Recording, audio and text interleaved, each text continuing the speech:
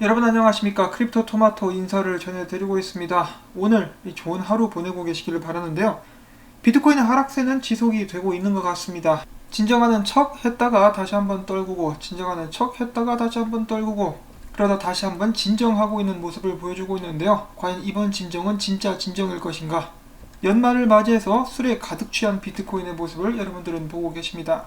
자, 어제 나왔던 소식 중에 유튜브가 지금 현재 해외에서 유명한 암호화폐 유튜버들을 때려잡고 있다라는 말씀을 전달을 해드렸었죠. 지금 상황이 일파만파로 퍼져나가고 있습니다. 어제 같은 경우는 크리스툰, 그리고 노드 인베스터, 모던 인베스터 등등 유명한 암호화폐 유튜버, 거기 추가적으로 보시면은 데이터대시, 아이바논 테크, 써니디크리, 박스마이닝 등등 계속해서 영상들이 삭제당하는 그런 상황이 발생을 했습니다.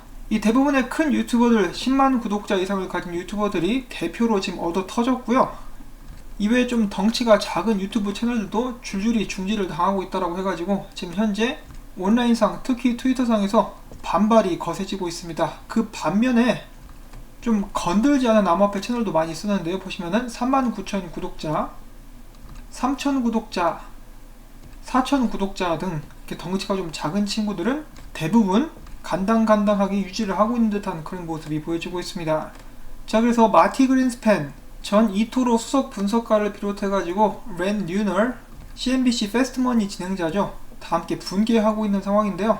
그는 이런 유튜버들 그리고 암호화폐 인플루언서들이 채널을 정지당하는 사태는 암호화폐 업계 치명적이다. 유튜브는 교육용 비디오를 위한 곳으로 암호화폐 생태계 입문자들이 기본적인 것을 배우기 위한 첫 번째 선택지다라고 덧붙였습니다. 이 사람은 크립토 트레이드의 또 진행자이기도 하니까 방송에서 이런 부분들을 좀 강조를 해줬으면 좋겠습니다. 자, 그런데 일부 몇몇 사람들 같은 경우는 지금 유튜브 채널 중에 스캠들도 굉장히 많고 이 사람들에게 그릇된 투자를 부추기는 사람들도 많다라면서 이것은 뭐 유튜브의 자정작용이다라고 생각을 하는 사람들도 있는데요. 문제는 암호화폐라는 소재 자체가 금지를 당해버리면은 스캠뿐만 아니라 건전한 채널들도 다 함께 정지를 당하게 된다는 것입니다. 앞으로 영상이 제작이 될 수가 없다는 것이죠. 실제로 유튜브 조항 중에 가짜 화폐나 화폐를 판매하는 목적으로 만들어진 영상은 업로드가 불가하다는 조항이 있다고 합니다. 그런데 가짜 화폐나 화폐뿐만 아니라 술, 담배 이런 것도 안 된다고 하는데 술 광고 줄기차게 나오고 있죠. 그리고 어제도 잠깐 말씀을 드렸지만은 몇 년 전에 만들어 놓은 영상을 이제 와서 삭제를 하면서 딴지를 건다. 뭔가 좀 수상한 것이 사실입니다. 자, 아무튼 이 유튜버들 중에 이제 나쁜 짓을 한 사람들이 있었기 때문에 유튜버들에 대해서 악감정을 가지고 있는 사람들은 소위 말하는 꽃이다 라는 표현을 쓰곤 하죠. 그런 식으로 이제 조롱을 하게 되지 않을까 싶습니다. 자, 아무튼 미국은 오늘이 크리스마스인데요. 보시면은 이제 크리스마스에도 자동화 시대가 다가왔습니다. 썰매를 끌고 있는 루돌프들 자세히 보시면 로봇임을 이제 아실 수가 있는데요. 곧 있으면 로봇 산타도 나오게 될 수 있을 것 같습니다. 자, 2019년을 마무리 지어가면서 2019년을 대표했었던 최고 실적을 거둔 암호화폐들 세 가지는 어떤 것들이 있을까? 많은 분들이 어느 정도 이미 짐작을 하셨을 것 같은데요. 첫 번째는 체인링크입니다. 체인링크 같은 경우는 1월부터 5월까지 31센트에서 45센트 밖에 되지 않았었는데 갑자기 6월부터 7월 3달러 74센트까지 급상승을 했었습니다. 지금은 2달러가 조금 안 되는 그런 상황에서 거래가 진행 중에 있고요. 그 다음에 2위는 바이낸스 코인입니다. 2019년 시작을 6달러 선에서 시작을 했는데 5월 말에 35달러까지 상승을 했었죠. 그리고 또 바이낸스 같은 경우는 계속해서 세력을 넓혀 나가고 있기 때문에 이런 식의 상승 앞으로도 계속 기대를 해봐도 좋을 것 같습니다. 세 번째는 테조스인데요. 47센트로 시작해가지고 5월 중순에 1달러 88센트까지 올라갔었습니다. 자, 이 세 가지의 코인들 과연 2020년에도 엄청난 활약을 펼쳐주게 될 수 있을 것인지 많은 사람들이 주목해서 다음 한 해를 기다려보고 있습니다. 자, 2019년 아직 남긴 했는데요. 페이스북부터 시진핑까지 월별 이슈를 또 다뤄보는 기사가 나왔습니다. 한번 함께 보도록 하시죠. 자, 2019년 1월 전년 상승장이 무색한 기록적인 하락장. 이때까지만 해도 뭐 비트코인이 망했고 5,000달러라도 올라가면 다행이다 라는 의견들이 지배적이었었습니다.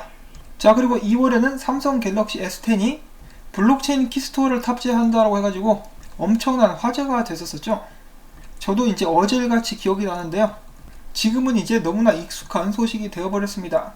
3월 같은 경우는 잡거래소 그리고 마운트 곡스 등 코인 거래소들 사건 사고들이 있었고, 그리고 대망의 2019년 4월 떡상이 시작되게 되죠. 그와 동시에 블록체인 산업 진흥법이 발의가 되게 되었습니다. 그 다음에 5월은 별거 없으니까 건너뛰고 6월달에 리브라 백서가 공개되면서 다시 한번 전세계 암호화폐 업계에 파장이 일게 되고요.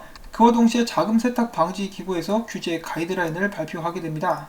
자, 7월에는 선 중에 선, 저스틴 선이 이 버핏 할아버지와 점심을 먹는다, 그 옥션에 낙찰됐다라는 소식이 나오면서 전세계를 다시 한번 흔들었었으나 결국은 연기되고 말았죠.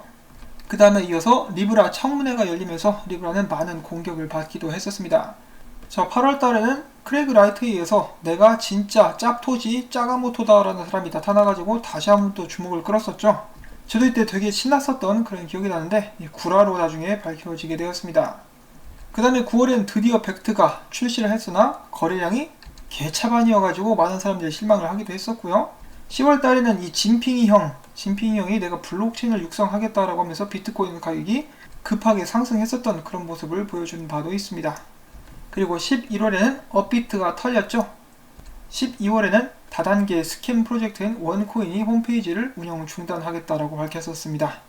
자, 근데 12월 아직 안 끝났습니다. 기적같은 떡상 기대하기는 좀 힘들까요? 그리고 12월 유튜브 암호화폐 유튜버들 때려잡다, 여기에 포함을 시킬 수가 있겠죠. 자, 그리고 2020년에 사람들이 가장 주목하고 있는 부분 중에 하나는 바로 중국의 디지털 화폐 발행입니다. IMF와 국제결제은행은 계속해서 각 중앙은행들이 각 나라의 디지털 화폐를 도입을 하고 또한 이에 대해서 지원을 아끼지 않을 것이다 라고 밝혔습니다. 다가오는 2020년에는 얼마나 많은 새로운 국가들이 디지털 화폐를 발행하겠다라고 밝힐지 그런 부분들도 저희가 기대를 해볼 수가 있겠는데요. 곧 있으면 이 종이돈 그리고 동전들은 다 사라지게 될 것 같습니다. 동전은 진작에 사라지게 만들겠다라는 발표가 한국에서도 나온 적이 있었죠. 그럴 때를 대비해가지고 여러분들께서도 이 깨끗하고 빳빳한 지폐 같은 경우는 수집용으로 한번 모아보시는 건 어떨까 하고 생각을 해봅니다. 혹시 누가 알겠습니까? 나중에 값어치가 많이 올라가게 될지요. 자, 그리고 바이낸스 CEO 짜오짱퐁은 이렇게 이야기를 했습니다. 블록체인 기반 자체 소셜미디어 플랫폼을 시도해볼 때다. 2020년 2월에 이오스 기반의 보이스가 또 베타 서비스 런칭을 앞두고 있는데요. 만약에 유튜브가 탈중앙화되어 있었다면 최근 같은 사태는 일어나지 않았을 것 같습니다. 자, 다음 소식으로 이 디지털 화폐에 관련된 소식 또 나오게 됐는데요. 캐나다 중앙은행 총재가 이야기합니다. 내년 초에 디지털 화폐에 관련된 입장을 마련하게 될 것이다. 캐나다 중앙은행이 이 디지털 화폐를 발행하게 된다면 어떤 필요성이 있을 것이며 디지털 화폐가 끼치는 영향력들에 대해서 계속해서 연구를 해 나갈 것이다 라고 이야기를 하는 것인데요. 아무래도 여러가지 이점이 있다라고 판단이 되면은 이 내년에 캐나다 역시 디지털 화폐를 발행하게 되겠다라고 저희가 생각을 해볼 수가 있겠습니다. 자, 다음 이더리움 관련된 소식이 몇 가지가 있습니다. 92,000개 이 대규모의 이더리움이 암호화폐 거래소 크라켄으로 이체가 되었습니다. 부디 던지지 않기를 바라보고요. 자, 그 다음에는 이 바나나톡이라는 소셜 네트워크 서비스가 있습니다. 이 중국 겁니다. 그런데 위챗과는 다르게 암호화폐에 대해서 굉장히 친화적인 그런 블록체인 소셜 네트워크 서비스인데요. 이 채팅창을 통해서 주소없이 코인 전송도 가능하고 즉석 에어드랍, 코인 미디어 등등 이제 암호화폐에 관련된 기술에 특화된 SNS가 될 것이라고 합니다. 그런데 얘네들이 앞으로 1월 1일부터 이더리움 스테이킹 서비스를 앱 자체에서 서비스하게 될 것이라고 해가지고 많은 사람들의 관심을 가져오고 있습니다. 자, 그런데 문제는 일단 플러스 토큰 사태도 있었기 때문에 굉장히 조심하셔야겠죠. 제가 이 회사를 비방한다거나 그런 것이 절대로 아니기 때문에 오해는 하지 마시고요. 다만 완전하게 검증되지 않은 스테이킹 서비스 같은 경우는 좀 조심하셔야 될 필요가 있다라고 말씀을 전해드리고 있는 것입니다. 예를 들어서 저도 스테이킹 서비스를 이용하고 있긴 한데요. 굉장히 조심스럽게 이용을 하기도 하고 있으며 저는 첫째로 그 회사, 스테이킹 서비스를 지원하는 회사들이 어떤 수탁 서비스와 함께 일을 하고 있는지, 예를 들어 빗고라든지 제민이라든지 레저 볼트 같은 전 세계적으로 인증되고 빗고 같은 경우는 보험에도 가입이 되어 있거든요. 그런 곳에서 암호화폐를 관리를 한다 그러면 좀 더 믿을 수 있겠죠. 그리고 둘째로 협력사도 봅니다. 어떤 회사들이 그 스테이킹을 지원하는 회사를 신뢰를 하고 투자를 했으며 함께 일하는지 그런 것도 싹 확인을 한 후에 조심스럽게 스테이킹 서비스를 이용을 한다라는 것이죠. 무턱대고 들어가면은 절대로 안 됩니다. 자, 그 다음 소식. 비트코인의 구글 검색량이 작년에 비해서 32% 감소했습니다만 반감기 같은 용어 같은 경우는 8월 1일 오히려 검색량이 급증했다라고 합니다. 검색을 주로 한 나라는 나이지리아, 남아프리카 공화국, 세인트 헬리나 섬, 네덜란드 등등이 있고요. 아무래도 이 구글에서 검색량이 떨어진다는 것은 사람들이 관심을 점차 멀리하고 있다라고 해석을 해볼 수가 있겠습니다. 이런 부분들은 저도 유튜브를 운영을 하면서 몸소 체감이 되는 그런 부분이기도 해요. 비트코인이 2만 달러를 넘어가면은 이런 추세도 바뀌게 되지 않을까 싶습니다. 자, 최근 비트코인이 계속 하락함에 따라서 다시 한번 이 시장은 극단적 공포를 맞이하게 됐습니다.